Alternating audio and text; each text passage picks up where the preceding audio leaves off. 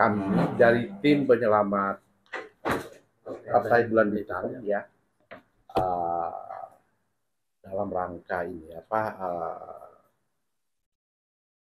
merespon ya. Kita ya merespon SK. Iya, merespon SK Tun yang bersumber dari surat dari Pak Yusril Iza Mahendra ya. Jadi mungkin yang bisa kami informasikan adalah kami telah mendaftarkan perkara di Peradilan Tata Usaha Negara dan telah mendapatkan nomor perkara 272 di Tun di Jakarta. Jadi kami daftarkan melalui IKOR pada hari Minggu dan pada hari Senin kami cek ke Tun. Nah, kami sudah diberitahu oleh Peradilan Tata Usaha Negara bahwa nomor perkara kita adalah 272 dan kami hanya tinggal menunggu jadwal sidang. Dari itu sementara yang bisa kami sampaikan, mungkin dari rekan-rekan wartawan ada sesuatu yang ditanyakan terkait dengan perkara ini. Pak, bisa diperkenalkan dulu supaya nama mungkin. Supaya nanti iya. Jadi kami adalah tim ya, tim dari tim lawyer dari tim penyelamat Partai Bulan Bintang.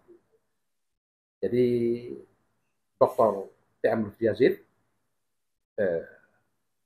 salah satu kuasa, dan saya sendiri adalah Agus Slamet Hidayat, masuk juga termasuk kuasa di ini staf-staf kantor kita. Pak Agus Slamet Hidayat berarti ya.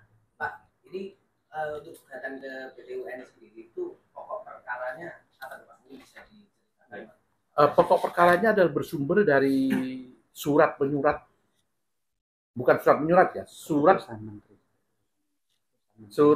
dari Pak Yusril ya kepada Menkumham ya tertanggal 25. Itu sumber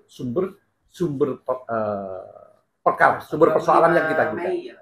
25 Juni. Nah, sumbernya dari situ. Maka dari sumber dari surat Pak Yusril itu, maka Dirjen AHU itu mengeluarkan surat. Dan nomornya itu ini ya yang kita gugat ya, yang kita sebut dengan objek sengketa ya. Surat keputusan Menteri Hukum dan Hak Asasi Manusia Republik Indonesia M.HH/04.AH.11.02 tahun 2004. Itu di dalam gugatan kami itu kita sebut sebagai objek sengketa 1. Sedangkan objek sengketa 2-nya adalah ini. Surat keputusan Menteri Hukum dan Hak Asasi Manusia Republik Indonesia nomor M.HH.002.AH.11.03 tahun 2024.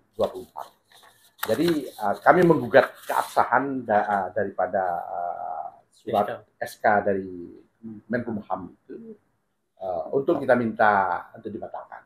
Karena itu didasarkan kepada sesuatu yang bertentangan dengan hukum dan bertentangan juga dengan ADART partai. Suratnya Pak bisa dijelaskan Pak pokoknya aja. Pokoknya isi surat Pak Yusril itu mengatasnamakan diri sebagai Ketua Umum PBB dan meminta untuk merubah susunan kepengurusan DPP. Padahal itu sudah jelas dia tidak punya legal standing terhadap permohonan tersebut. Karena pertama, Pak Yusril itu sudah keluar, sudah mengundurkan diri. Yang kedua, untuk pergantian pengurus di DPP itu, ADART partai itu sudah mengatur untuk digantinya itu tidak seperti itu caranya. Gitu. Nah, Pak Yusril itu melakukan pelanggaran-pelanggaran di sisi. Dan oleh karena itu maka kita minta ya, karena kita melalui prosedur internal, kita itu tidak ditanggapi, tidak direspon, maka ya kan satu-satunya jalan ya kita minta mencari keadilan itu di lembaga peradilan di PT UN ya. Berarti sidang mungkin bakal berlangsung masih minggu ini atau jadwalnya? Kalau jadwal sidang ketika kami cek tadi itu mungkin PT UN juga masih belum memberikan kepastian, cuman hanya coba ditunggu dan mungkin rekan-rekan wartawan ya nanti bisa konfirmasi ya ke Tapi Kun. Anda sudah diterima nomor Sudah diterima. Jadi nomornya saya pertegas lagi, nomor perkara kita nomor 272. Mungkin yang lainnya. Pak, berarti nanti ini lewat tata usaha negara aja ya, maksudnya apa yang kemarin di kepolisian. Oh yang itu pertanyaan yang bagus ini. Jadi kami tim penyelamat Partai Bulan Bintang ini melihat ada dugaan tindak pidana di dalam terbitnya SK AHU ini. Dari prosedurnya dari awal sampai terbitnya AHU itu kami menduga ada tindak pidana di situ.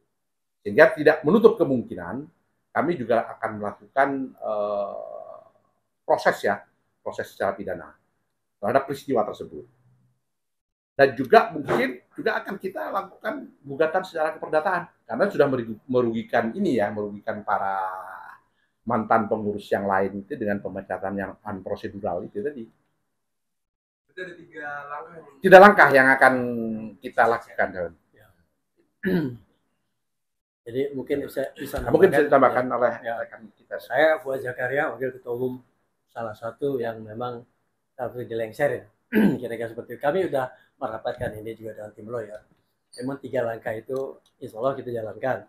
Cuma ya tahap by tahap sesuai dengan situasi dan kondisi yang memang udah kita atur strateginya. Yang pertama ini betulnya yang beliau tadi ceritakan, yang merespon kita sudah mengajukan surat keberatan, tapi dijawab Pak Menteri dia keberatan tetap betul. Memang saya sih melihat beliau lebih paham lah ya, cuman saya artinya mempelajari juga ya karena saya kita salah satu yang memang terkena di masalah ini, itu kita mempelajari ya. Ini kan awalnya dari MDP, Musyawarah Dewan Partai, yang isinya cuman sebetulnya ada 3 hal yang penting. Yang pertama mengatur waktu muktamar selanjutnya. Itu muktamar, lalu ya ada tambahan, intinya cuma itu tuh, tambahan 2 ya karena tiba-tiba Yusril tiba-tiba mau mundur yang kita nggak pernah tahu, mungkin udah pernah saya cerita ya, udah pernah kita cerita. Nah akhirnya 3 poin lah, oke 2 mundur, kedua mundur, tapi yang ketiganya merubah ADRT yang memang diperlukan untuk dia mundur, hanya itu toh. Nah mestinya laporan ke Hukam kan isinya hanya itu saja, tidak ada yang lain itu. Nah yang jelas prosedurnya menurut lawyer yang kita pelajari itu tadi, dia sudah berhak untuk tanda tangan karena sudah mundur, ya ada kaitan pidana lah kira-kira itu. Jadi memang lihat kalau harusnya yang kita sayangkan Pak Menteri kok meloloskan itu. Karena saya pernah baca juga ya bahwa pasal Undang-Undang 37 ya pasal tahun 2017 pasal 13 itu bahwa syaratnya sebetulnya hanya berkasnya harus ditangani oleh Ketua Umum dan Sekjen. Ini ditangani oleh sendiri ya, itu pernah dibedah. Jadi ini ya itu tadi ya mungkin kaitan pidana atau manipulasi saya nggak tahu lah itu ya. Memang 3 itu kita akan jalankan. Ini turnya kita jalankan dulu yang formalnya, yang mungkin apa istilahnya perbuatan melawan hukum ya. Dan memang pidana. Insya Allah ya ini yang kita menggarap itu. Itu mungkin tambahan dari saya.